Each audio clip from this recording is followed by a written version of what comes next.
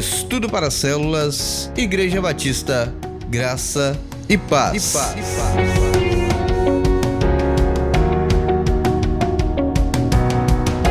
Estudo 6, lição 5. Parnassá, um caminho de excelência. Prosperidade, modelo bíblico. Texto base, Eclesiastes 11:14.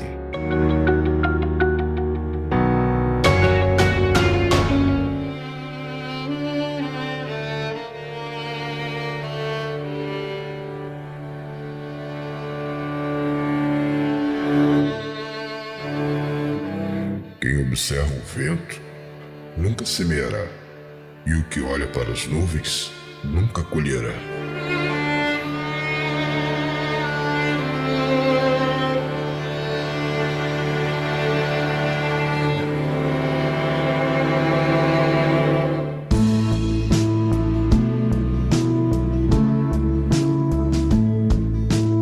Nesta lição a respeito de Parnassá, a riqueza completa que inclui vida espiritual, emocional, financeira, saúde, todas elas plenamente satisfatórias, fará parte da linhagem daqueles que fizeram uma aliança com Deus.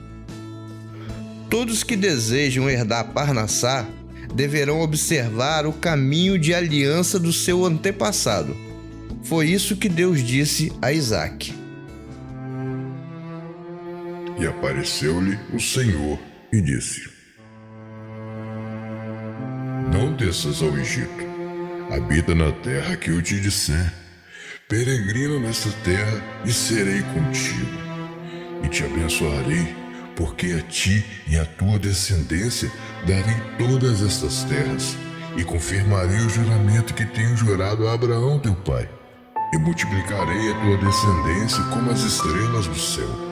E darei à tua descendência todas estas terras, e por meio dela serão benditas todas as nações da terra, porquanto Abraão obedeceu a minha voz e guardou o meu mandamento, os meus preceitos, os meus estatutos e as minhas leis.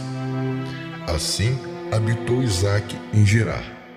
Gênesis 26, de 2-6. Uma bênção de Deus pode ser interrompida por falta do legado da aliança de um antepassado. Por isso, urge ensinarmos a nossa geração sobre a responsabilidade de aprender a obedecer aos preceitos, aos estatutos e às leis de Deus. Mas como ensinar uma geração sobre veredas antigas quando ouvimos homens ensinando que a Bíblia precisa ser reescrita, com a clara intenção de adequar pecados assimilados pela sociedade e confrontados pela palavra de Deus? Vivemos dias difíceis.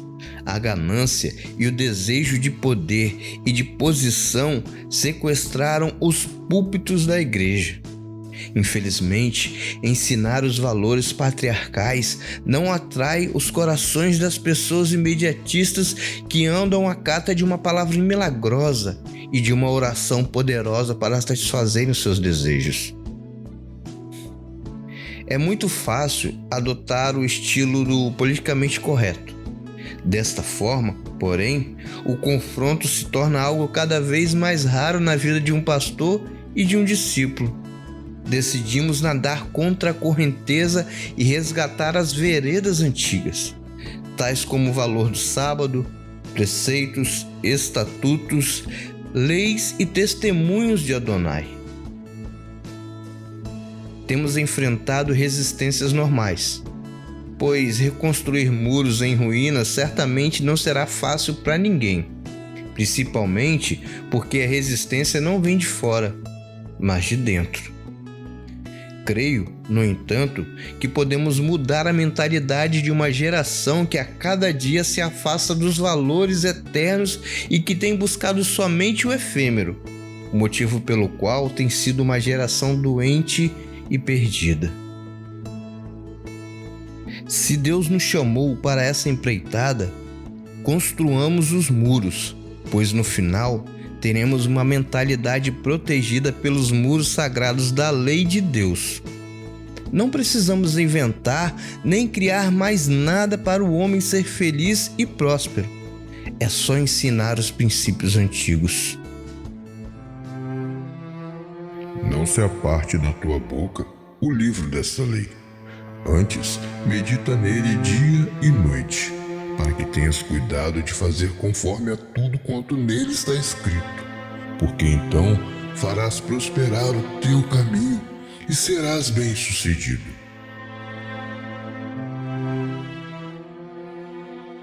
Josué 1:8. Aqui está o grande segredo da riqueza: ter o cuidado de fazer tudo quanto nele está escrito. Assim, partiremos para conhecer os 4 níveis de riqueza existentes. É importante esclarecer que somente aqueles que harmonizarem esses níveis serão pessoas abençoadas e prósperas.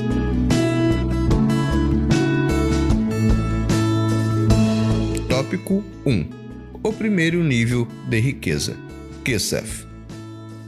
Darei início a este estudo discorrendo sobre o nível de riqueza mais baixo, isto é, o que possui menos valor entre os demais.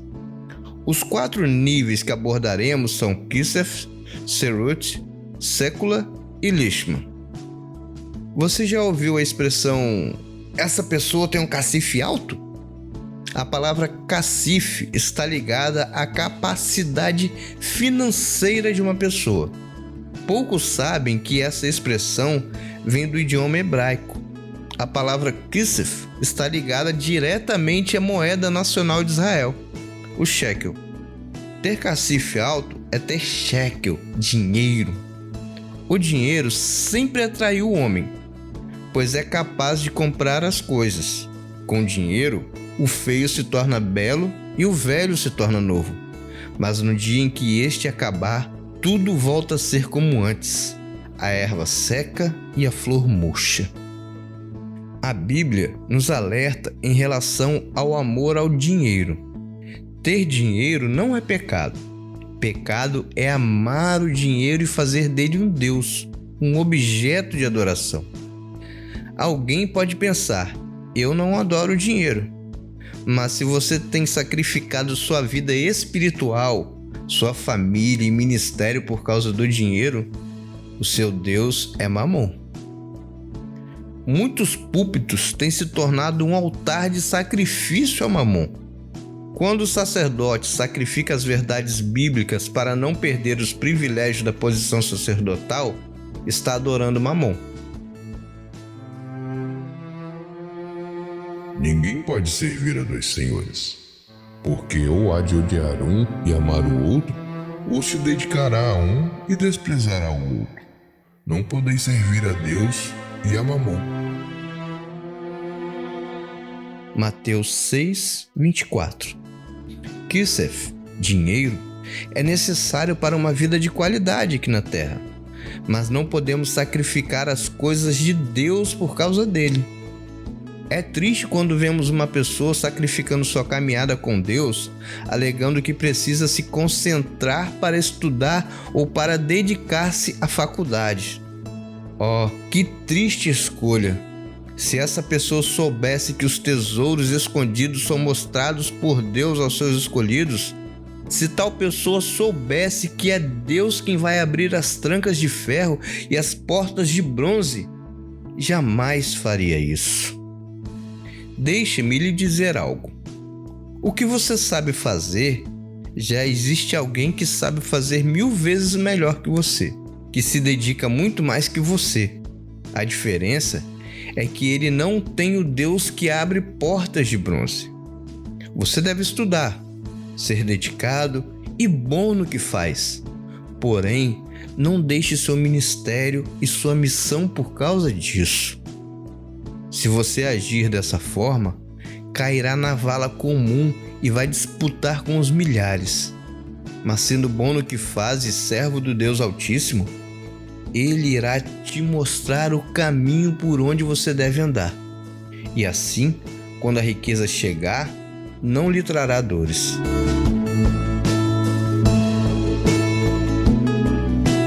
Tópico 2. Os ciclos do dinheiro.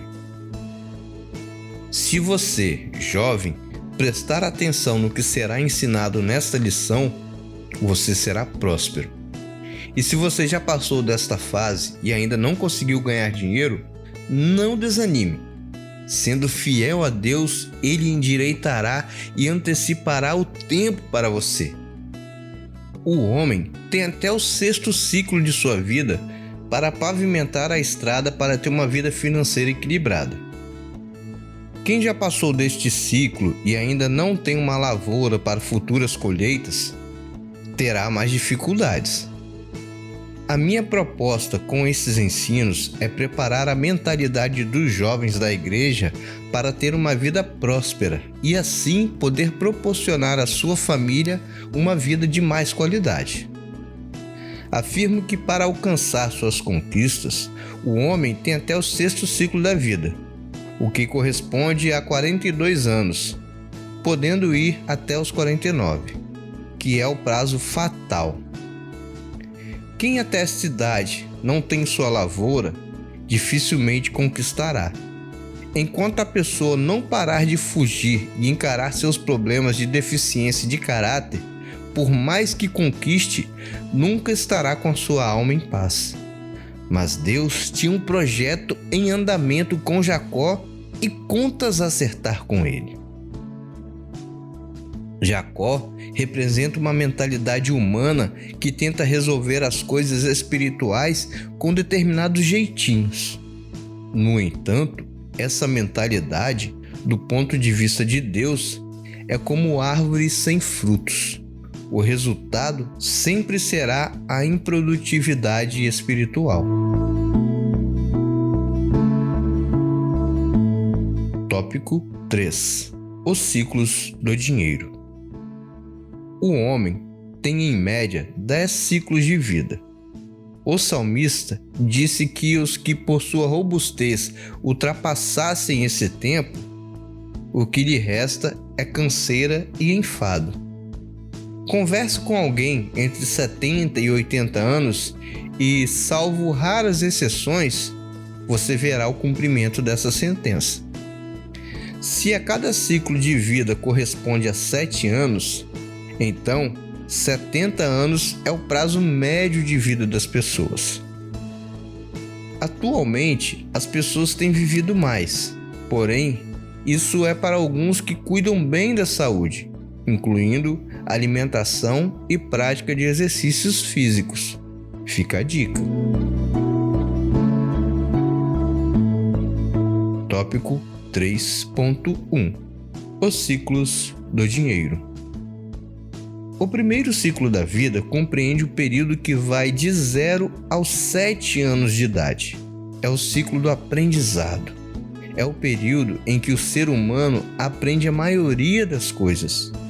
É nesse tempo que se cunha o seu caráter.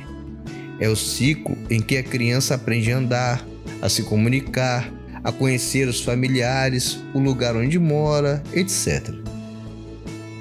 Durante a passagem desses 7 anos, o ser humano deve ser ensinado a respeito daquilo que terá valor para ele. É esse primeiro ciclo de vida que vai impactar a criança na capacidade de gerar riquezas no futuro. Por isso, ela deverá ter 2 aprendizados importantíssimos: o ensino e a doutrina. O ensino é para o futuro e a doutrina para o presente, mas que impacta o futuro.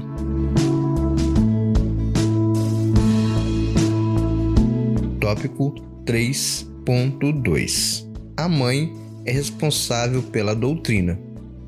O ensino ficará por conta do pai e a doutrina por conta da mãe.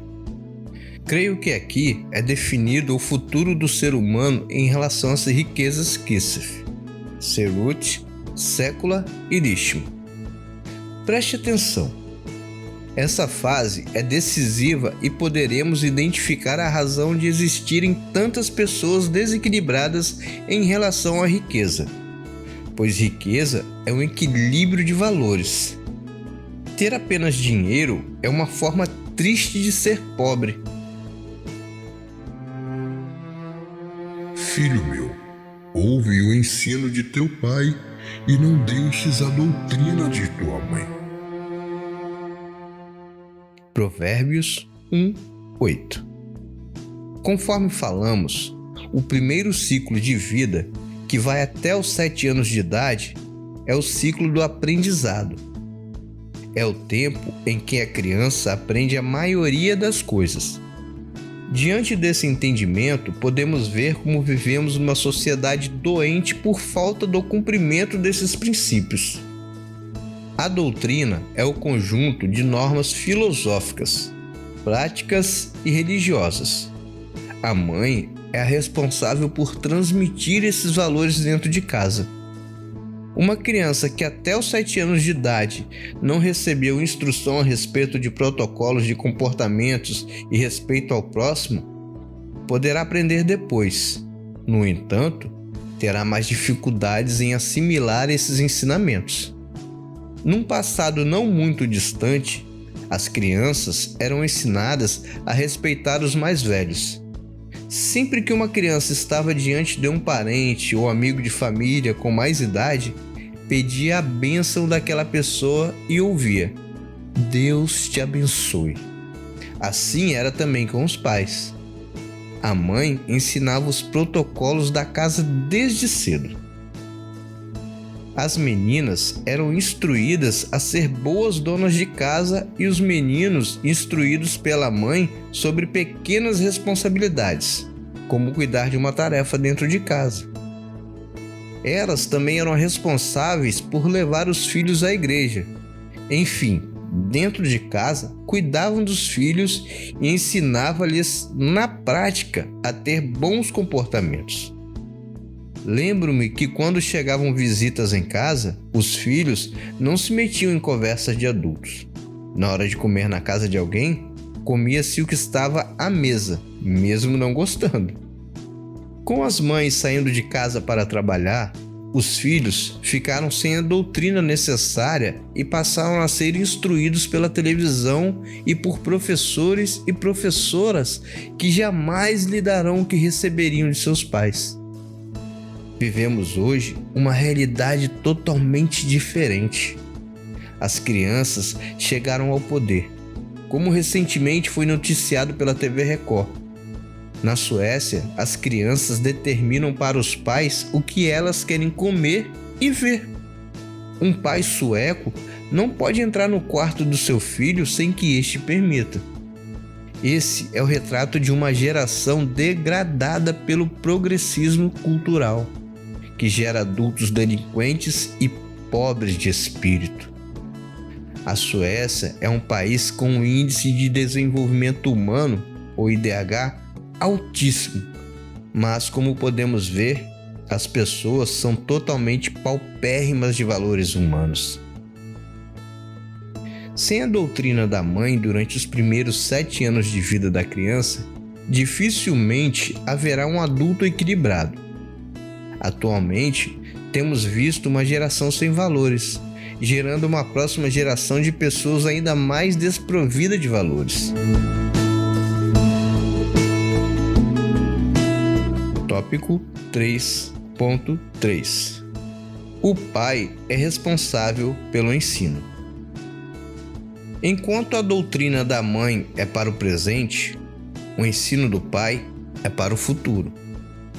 Num passado também não muito distante, o filho andava com o pai, vendo o que ele fazia em seu trabalho, principalmente na vida do campo. Até Jesus aprendeu carpintaria com seu pai. Com o advento da vida urbana, os pais não têm como carregar seus filhos para as empresas, mas isso não tira deles a responsabilidade de ensiná-los. O filho deve buscar no pai orientações para sua futura profissão. Este deve apoiar o filho, ajudá-lo e encorajá-lo na caminhada, principalmente nesse primeiro ciclo em que o pai é o super-herói do filho. Esse é o tempo para imprimir o caráter da honestidade, fidelidade e amizade. O filho deve perceber o amor e o carinho de seus pais dentro de casa. Nesse primeiro ciclo da vida, o adulto sadio do futuro dará seus passos firmes. Tópico 3.4. O segundo ciclo. Este é o ciclo do trabalho, que vai dos 8 aos 14 anos de idade. Nessa fase, a criança começa a ter responsabilidades, a exemplo da escola. Algumas, devido à situação financeira da família, precisam assumir responsabilidades de trabalho. Quem não aprende a ter responsabilidade nesse ciclo poderá ser um adulto frustrado no futuro, seja na vida acadêmica ou na vida profissional.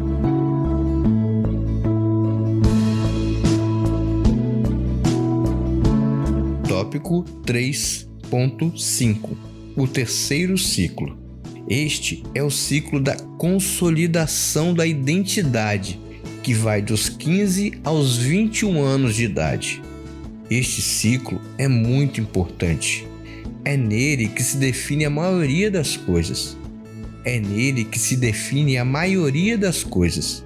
Como, por exemplo, a profissão, a futura esposa ou futuro esposo.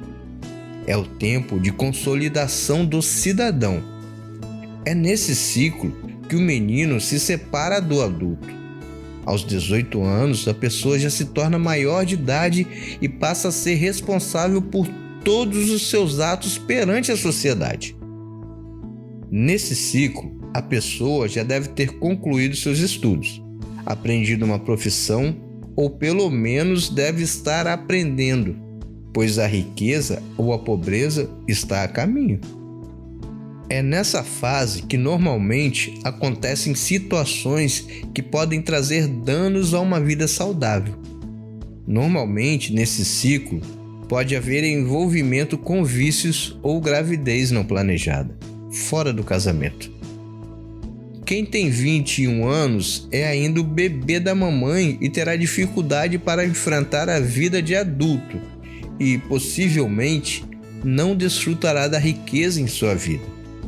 Aqueles que só herdaram dinheiro e não herdaram as outras riquezas advinhas da doutrina da mãe e do ensino do pai, verão a herança recebida ganhar asas como águia e voar para outra pessoa. A riqueza não ficará na mão dos pródigos. Ela não aceita desaforo e buscará alguém que a mereça. Porque ao homem que é bom diante dele, dá a Deus sabedoria e conhecimento e alegria, mas ao pecador dá trabalho, para que ele ajunte e amontoe e dê ao bom perante a sua face. Eclesiastes 2:26. Concluo esta lição deixando ensinamentos principalmente para os jovens. Aprendam a honrar seus pais e seus líderes. Tenho visto em minha caminhada como líder e hoje como pastor de igreja muitos jovens que só têm músculos, mas lhe falta sabedoria. A palavra de Deus nos aponta o caminho do sucesso. O ancião sábio ensinando o jovem forte. O ancião tem sabedoria, mas lhe falta energia. O jovem tem a energia, mas lhe falta a sabedoria, a visão. Por isso, quando os dois se unem num só propósito, haverá bênção. Tenho visto muitos jovens que desprezam, através de suas palavras, atitudes e ensinos que lhes seriam valiosos, mas porque lhes falta visão. São imediatistas, pensam que sabem tudo e não dão valor às pessoas que poderiam ajudá-los na caminhada. Ainda espero pastorear jovens sábios que amam a lei de Deus, que não têm o vil por precioso e nem o imundo por puro. Espero pastorear jovens que ocuparão lugares de destaque onde estiverem, pois servem e honram os ensinos do Eterno e as suas leis.